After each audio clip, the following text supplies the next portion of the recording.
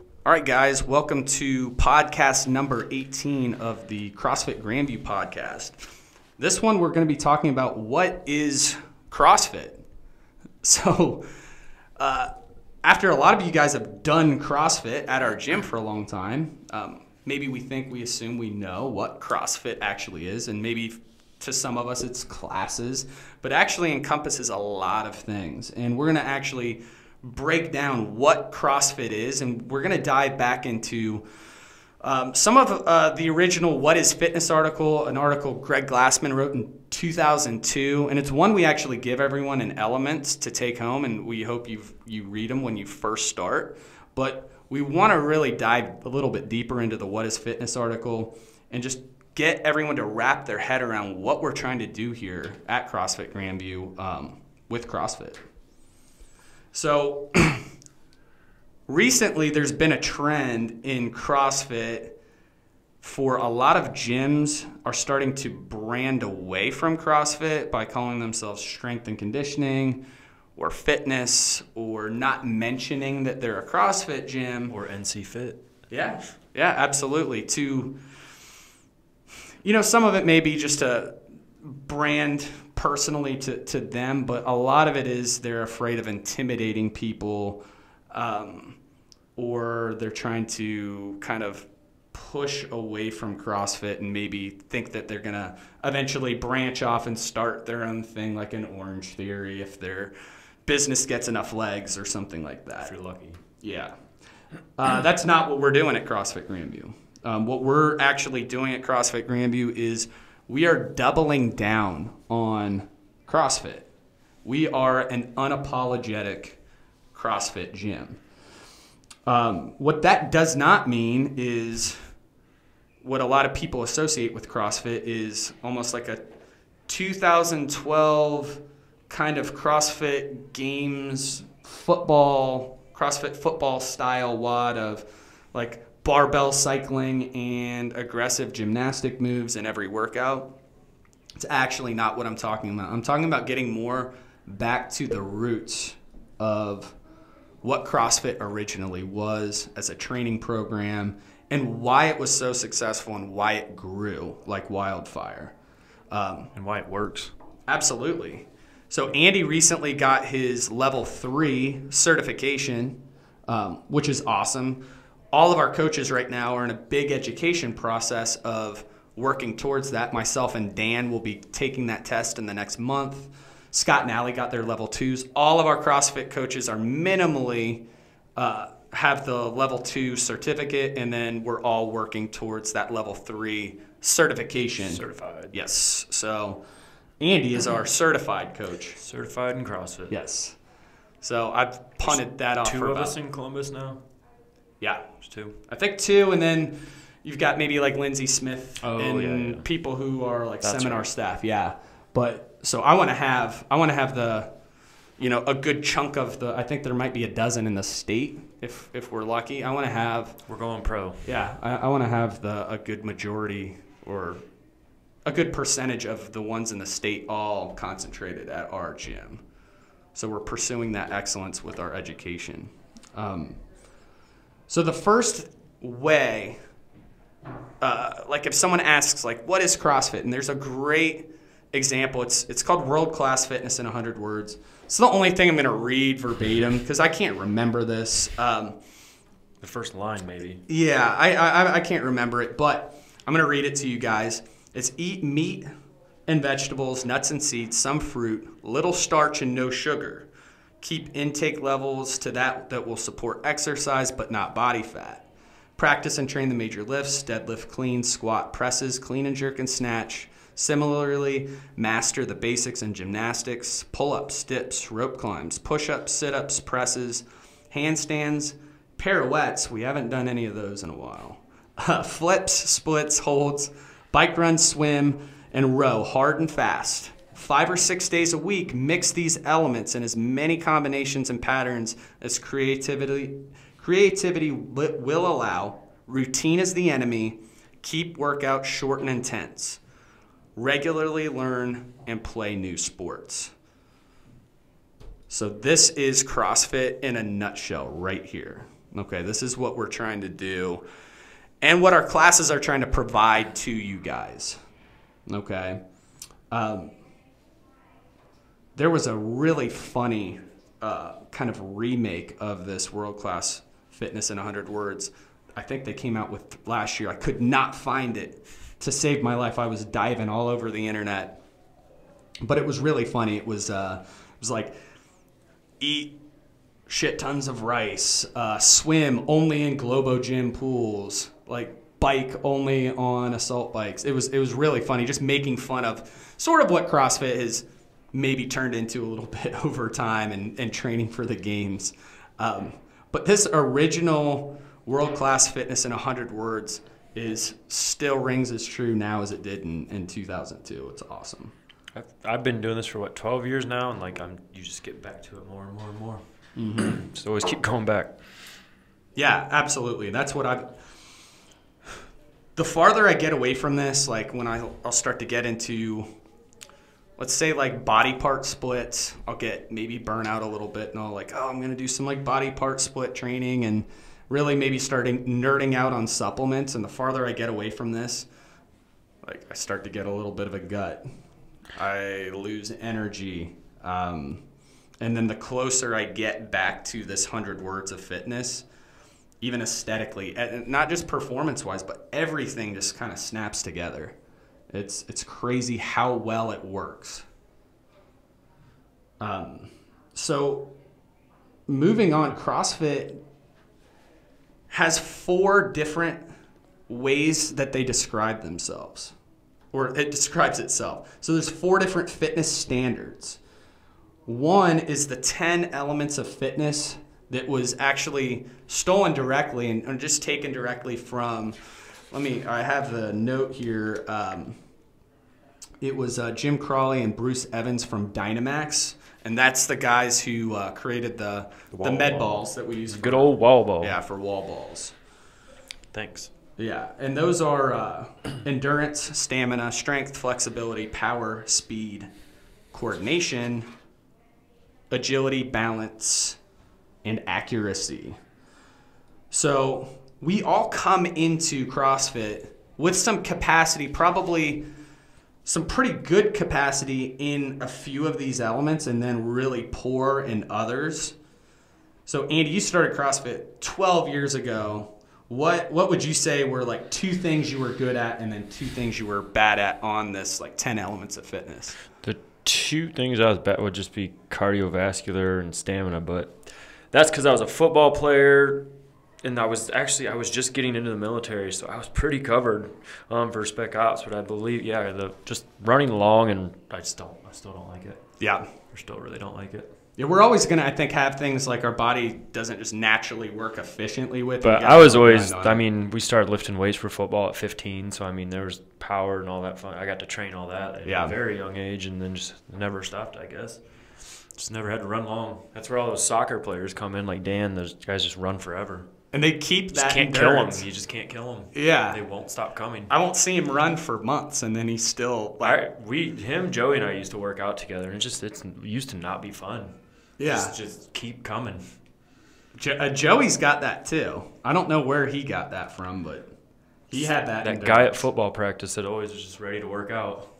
That he was like annoyingly good at the line running sprints. Yeah. So for me, I was probably good at like a couple weird ones. I was better with the coordination and accuracy components. I was a baseball player and did some boxing in college, but I was always kind of an underpowered athlete. So coming into it, my strength and stamina, I would say, just like my horsepower I was like an underpowered athlete. And again, to this day, like that's stuff that I work on and I have for a long time, but it's like something I have to really keep up with, because if I get too far away from that, I get really weak, and then my muscular endurance kind of sucks. 5'11", 195. Yeah, that's kind of the sweet spot. If you're not 5'11" and 195, yeah, it's gonna be hard. Yeah, and so we can all like look at this and be like, okay, I'm good here, and then I can improve here, and CrossFit kind of talks about ways to improve your endurance, stamina, strength, and flexibility, that comes through training. So things like our class workouts, these are organic changes in your muscle tissue, your ligaments, your lung capacity. So this comes from like training in a WOD or a Metcon. Improvements in things like coordination, agility, balance, and accuracy. These come through practice. So that would be like we're doing a skill on double unders, and we're gonna do some singles and then get into trying to hit a couple doubles, and then we stop. And we're doing this with like a relatively low heart rate. And this is nervous system changes. So these are nervous system changes that come through time, not through running a 400 and then coming in really tired and then trying to do double unders. That's something totally different. This is something done this is like getting a rope climb foothold and practicing for 10 minutes after Not class. for time. Yes. Not for time things. Things when you see on the board, it says for quality. This is what we're talking about. This is practice. Can't work on a skill breathing hard. Yes. Exactly. Empty bar stuff, which is not fun, like taking snatches and trying to get it into that pocket and not jumping it before it's past your knees, things like that. Dune used to make me lift with an empty barbell for like an hour, just dripping in sweat. Yeah, so. That was awesome. I love watching you do that. I miss Dune. I know, me too. And then power and speed, these are adapted from both. So the power and speed are actually a combination of training and practice. So those come through a combination of both things. CrossFit's second standard of fitness is the hopper. And what that is if we had a theoretical like lottery hopper of just a ton of workouts and something came out, you would be ready to tackle anything that kind of comes out of the hopper and have the tools to do so with some sort of skill and ability to do that. So that's the whole idea behind it. I think a lot of games athletes are getting away from that. Yeah. Yeah, I agree 100%. And what's cool about the games is they keep changing it so much that you're actually having to get more back to training this, which is really cool. It started to get to be like a comfortable sport of You could figure it out. Yeah, touch and go Olympic weightlifting. We're going to do a triathlon-ish type thing at the beginning, and now it's getting You're getting cut. Yeah, it's getting tricky.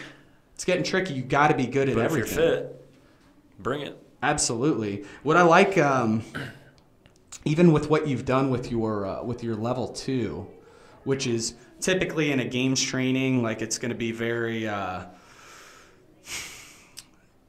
it's not going to be as broad of a stimulus, and you've actually broadened it out to where you guys are doing things in class, like 3-mile runs. We put them on the ground today. Yeah.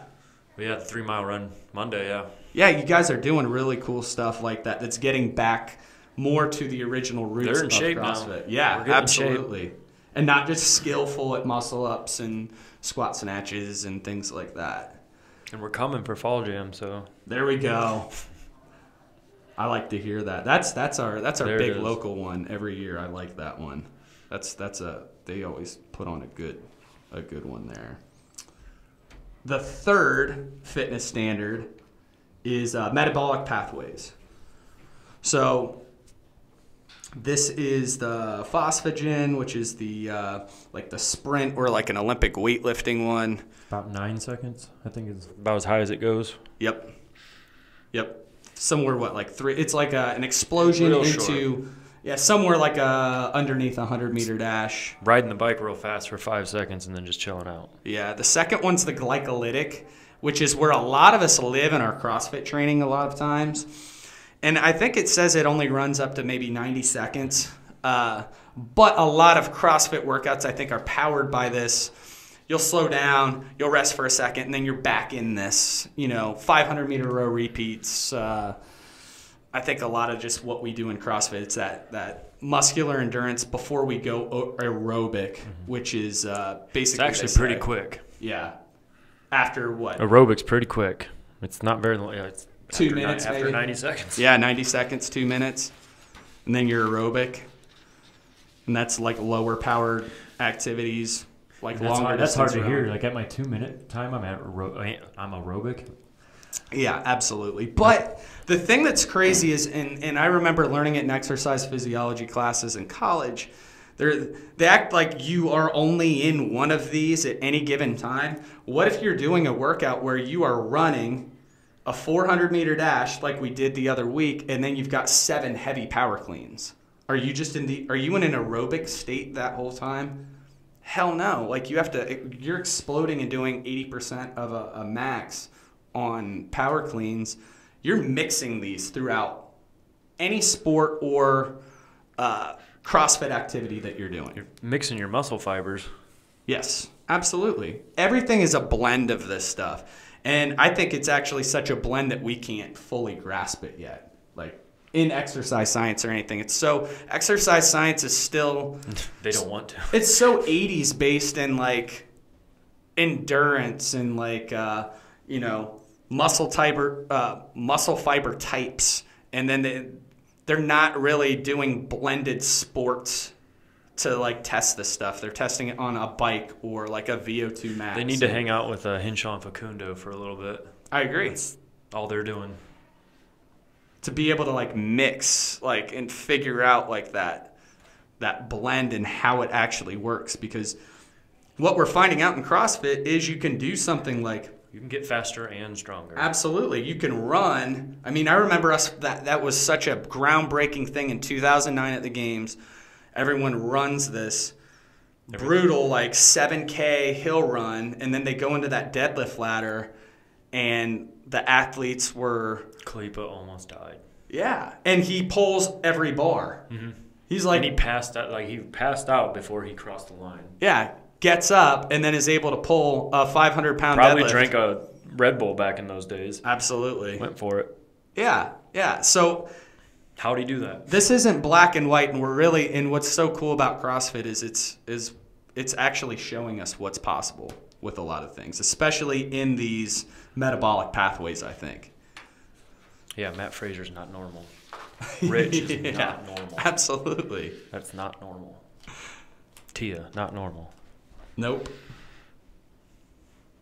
Okay, so the last one, the fourth one, is the sickness, wellness, fitness continuum.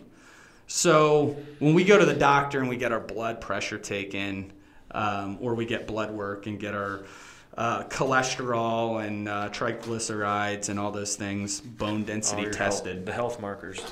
Yeah. There's what they call like, hey, this isn't good, or like you're pre-hypertensive or pre-diabetic. All that fun stuff. On the borderline of osteoporosis. And then what's good. But where CrossFit's taken it is you can actually go farther into the fitness realm of these. So like better blood pressure than just okay, which, wellness isn't just necessarily where we're trying to get to. They have a third category, fitness, which is really good health markers, which through,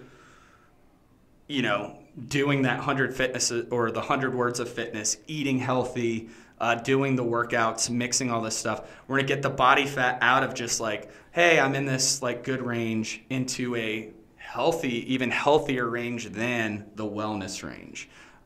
Same with blood pressure and all of these things. So that's kind of the idea behind the sickness, fitness, or sickness, wellness, and fitness continuum. I got to study this for my level 3. That's what Andy was telling me. You're in the level 1, just all over the place. Yeah. So I gotta remember what all the good numbers are for blood pressure and all of that. But one thing with CrossFit too is I think most of the benefits are actually in that low-hanging fruit. So, getting yourself competent in all of those 10 fitness categories or 10 elements of fitness, getting competent there, but not necessarily like getting into expert level. You're not going to get more well on this continuum by pulling a 600-pound deadlift rather than a 405 deadlift. You're not going to feel healthier by doing that. I think that once you start to get actually too far in one direction, you're probably going to push your body a little bit closer to the sickness category. So it's having a good balance. The numbers on the bar aren't the important numbers. Absolutely. So having that good balance, I think, is what's the most important part in this. We always hear those strongmen. They always talk about how long they can do it. 'Cause how long can your body be that big? How long can you lift that stuff? Yeah. Like, some people go the other way. Have you seen that West Side Against the World? Yeah, and it's dead on. Did you see AJ Roberts where he was talking about, he's like, yeah, I was 325. I was really pushing to the extreme. I had like sleep apnea and all this stuff. And he's like, Louis, like, if you can get your weight up to 350, I think you can break that's the all-time. time when we were going there. I think it was in 2015. And I was like, yeah, that's about right. Yeah. But that's an example of this where, like, if you're pushing it to that extreme in anything, you're going to actually be kicking back into that sickness. So it's which again is like, no, it's very hard to do. Most of us, that's not. We're the not problem. going there. Most of us, it's the issue is getting from 3 days a week to 5 days a week in the gym or showing up. So most of us aren't worrying about that. But this is really cool in the way that it's just like you go to the doctor, you get these things taken. You can actually get better than that. And that's going to probably really extend your quality of life. That can be your motivation right there. It's just changing those numbers because you can actually do it. We've seen it happen a million times at the gym. You can change them all. Yeah, absolutely. So how do we do this? How do we tackle all four of these kind of these categories of fitness that CrossFit's talking about? So the implementation of it. So what we're looking to do in CrossFit, and we're going old school with what Greg Glassman says. What we're looking for is molding men and women that are equal part gymnast, Olympic weightlifter, and multimodal sprinter or sprint athlete. So developing the capacity of an 800-meter track athlete, gymnast, and weightlifter will make you fitter than any world-class runner, gymnast, or weightlifter. So that's the whole idea behind CrossFit. So if you can significantly improve your 400-meter run, your 2K row, your squat, deadlift, bench, pull-up, and dip, you're going to be a much more formidable being. And that's straight from Greg Glassman's mouth. I love this. So if you can just break it down in a really simple way, like, okay, I'm going to get better at a 400, 2K row, get my squat up, and you really look at those things and tackle them, you're going to come out the other side. Which is hard to fitter. Wrap your head around. But like level 2, we ran 3 miles Monday, and we haven't run that far ever. And no one stopped. We all just kept running. So yeah, I mean, no one PR'd their 5K or 3 mile run, but that's what we haven't been trying to do that. So there's no reason it's going to happen. Absolutely. But we all ran fast, and we all made it. It was a good baseline. It was a good baseline, and it's a good place. What I love what you've been doing is testing. You're getting back to testing all these markers, like your 2K rows. Let's see what we got. Yeah, and then you're kind of progressing back to getting better at those. All these things that we're talking about here. And where I think it can get lost. It's working. Yeah, it can get lost in CrossFit is people start kind of nerding out on like what's a cool WOD. I like that one because it's like short runs and then those like hang power cleans blended with like these toes to bar, and I got really sweaty and it took 25 minutes. Or and I can do good at that one. Yeah. I'm just picking them. Yeah, and it's getting back to those basics and really trying to push those numbers up, and then that stuff will transfer into those workouts, into your day-to-day life. You're going to feel strong. You're going to feel good if you can get these numbers up. Fixing the weakest link. I think going back, if you just really look at this, it's if you can fix your weakest link. I know I was listening to a podcast the other day, and a CrossFit podcast. They're talking about like a kayaker, and a lot of them will like, if they go into a place, they're like, hey, I want you to train me for kayaking. What would you do with me? And it might have been Ben Bergeron, and he was like, we're going to squat you. And they're like, why are we going to do that? Like, I need to get this stronger. And you're like, you've about tapped that out. That's all you work on. But your legs are super weak. If we can get the rest of your body strong, it's going to actually, that will transfer back into your sport in a really good way because you aren't using that stuff at all. So we're going to get your legs up to a competent level, get your whole body working together. And that really resonated with me because a lot of us, like, we have a specific thing maybe we want to work on, like, oh, I want to get my arms better or this, and that's all we tend to work on. But it's like if we can fix those weakest links, that's what will actually help the whole thing kind of come together. Squatting works your abs and back. Yes. Your whole body. Probably more than a sit-up. Yeah, absolutely. I had a friend, that's so cool you said that. I had a friend message me on Instagram, like, what do you do for ab workouts? And I don't do any ab workouts. And he's like, well, yeah, he's like, well, what should I do? Setups, yeah, he's like, what should I do? And I'm like, honestly, it's just it's getting lean to a certain point, but all those muscles are built all through squatting. Almost all through squatting, back squatting, and front squatting, and overhead squatting. Stabilizing. Yeah, you just have to get your trunk really tight. And then the last thing, too, there's another little thing. CrossFit has like a food pyramid. And the base of it is nutrition. The next layer is metabolic conditioning. The next layer after that is gymnastics. The next one is weightlifting. And then the top one, kind of like where it would be like sugar, like on the food pyramid, that's sport. So breaking this down, nutrition, that bottom layer, basically if you're eating like trash, like none of this other stuff's going to matter. Like you can out eat and completely jack up any training program outside of the gym the second you walk out. If you're just eating pizza and drinking beer, it's not going to help.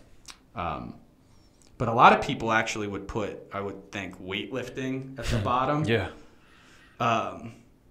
Maybe conditioning in the middle. Then weightlifting again. Yeah. And then gymnastics, gymnastics. Probably way at the tippy top. Oh, and it's kind of switched around. And I was talking to you before I can't do 20 muscle-ups. My gymnastics suck.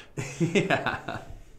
I was like, great example is like Greg Fletcher at the gym. His metabolic conditioning, he was a college swimmer, is so good. And I wouldn't say his gymnastics or weightlifting is poor. It's not poor, but it's not one of the best in the gym.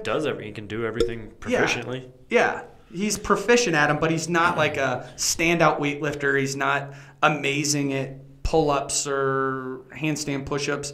But in those open workouts, he murders everybody because his conditioning is relentless and he just keeps moving. And he, once he got competent in gymnastics and weightlifting, he's spot off being an alternate on like our regional teams. It was really cool to see that, and it really just kind of reins in like that conditioning. Everyone sleeps on that, but that's such an important part of the game. I think it changed for me when Hinshaw, we were at this seminar and he called Matt Fraser an endurance athlete. Oh, wow. Because that's all he did. Like, he turned him into an endurance athlete, and he's a weightlifter too, but he has a gigantic conditioning base. You can't kill him. Do you think that was why he was such a good athlete, but why he was like taking second in the game? He said the year that he missed regionals, he rode 4,000 meters every day. To get in shape, because he was on the rowing workout and just died, so he rode 4,000 meters. Oh, after he missed that regional next year, and then he won the regional and got second in the game. So yeah, that makes sense because he's such a good weightlifter. And then he couldn't breathe, and he fixed that. Yeah, that makes sense. But he lives on those machines. So here, what did I find earlier today? It was find somebody that rides an assault bike real well, and they're probably pretty fit. So they have CrossFit had this in a journal article like 2 years ago. It was the higher. So this is like the hierarchy of CrossFit. It was like the hierarchy of a subpar competitor, and the bottom layer, which was nutrition in this, it's supplements, and instead of metabolic conditioning, it's barbell cycling and Olympic weightlifting, and then the next one is too much volume. The next one is bitching, and then the top one is Instagram. That too much volume is just like there's so many movements that you have to do in CrossFit, which is true, but like you can't do so much stuff in one day. Mm-hmm. And I'm glad level 2 is finally like everyone's on board now, and we're just going for it because we just do that one workout, we smoke it, do our accessory, and that's it. It's not like, oh, what's my next workout going to be? And we put it all into that one. I've seen the difference already with that. People are getting so much better. It's just the intensity. It's not like we'll touch all the stuff, but yeah, people just hang out too long. Not all the stuff every day. You can't do it all every day. Yep. Not well. Yeah. You have to recover from it at some point. You can do everything all day, but you're not going to do it well. No. And it's not productive. No. You can't do it with intent anymore. And that's how you get hurt. Yeah. I learned that lesson. Just use your elbows every day, all day, and it'll happen. Yeah, absolutely. So guys, this is CrossFit in a nutshell, just kind of breaking down some of the basic foundational models that they use to judge fitness in CrossFit. Look up what is fitness. It does probably a better job than I just described. Look at the level 1. Yeah, it's out there. Yeah, the level 1 seminar and all the study material is online for free. So it's a great way to wrap your head around what it is we're trying to accomplish through the education that we give you guys, and then the classes and all of that. So it's not just workouts. It's coming in here, thinking about all these things, and then doing things with intent. We've only got 1 hour, so we got to make it the best we can get. Not some like terrible workout where we crash and burn and don't know what we're doing. We need to be smart and make it the best one. Absolutely. We want you guys to come in often. So if you heard that 5 to 6 days a week, come in and work out. The thing that changed for me was taking one day on the weekend, so just starting to work out on Saturday, and you don't go drink on Friday. Yep. Just one day extra. Yep, it does. Saturday or Sunday. It makes a big difference.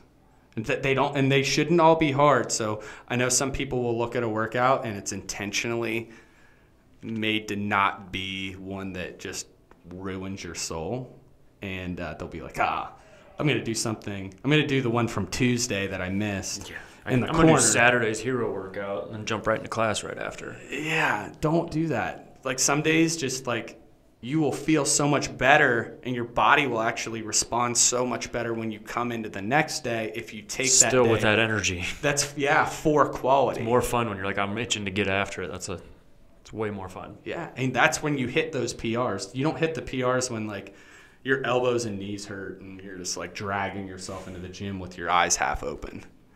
Traps are all sore and just... Yeah. So try and listen to some of this advice. If you guys have any questions, you can email us. Anything you want to hear us speak on too, email us, comment on this on the YouTube video. Any questions you might have, anything you want to hear us talk about, anything that you've heard in this podcast that you want clarified, just let us know. I'm going to dive into a couple announcements real quick.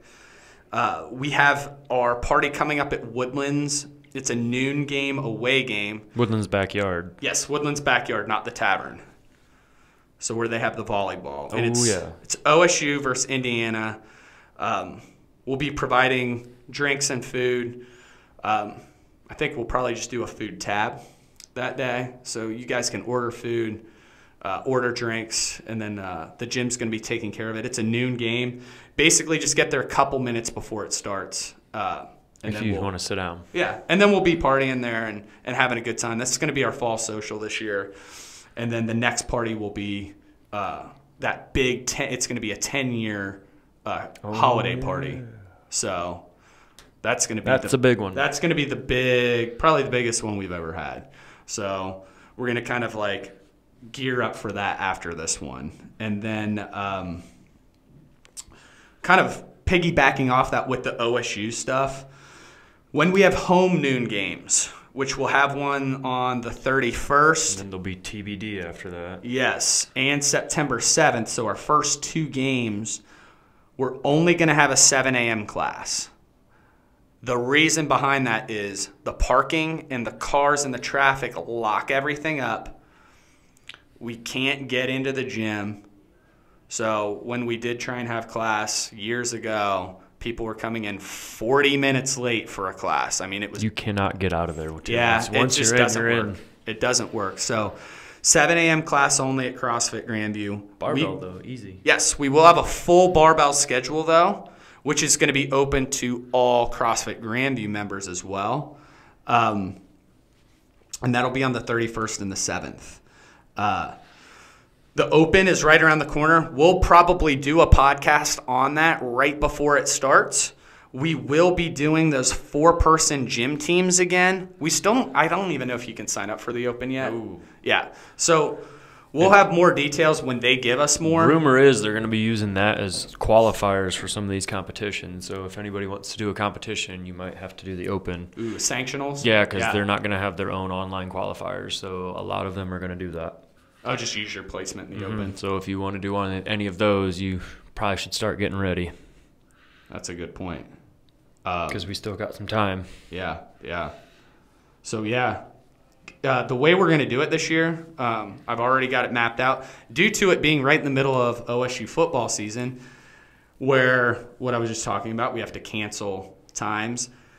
And football. Yeah, trying to plan on us doing it Saturday afternoons like we have in the past is not going to work. So what we're going to do this year is Friday for class is going to be the open workout. Now, if you're not planning on doing the open, it doesn't mean don't show up that day.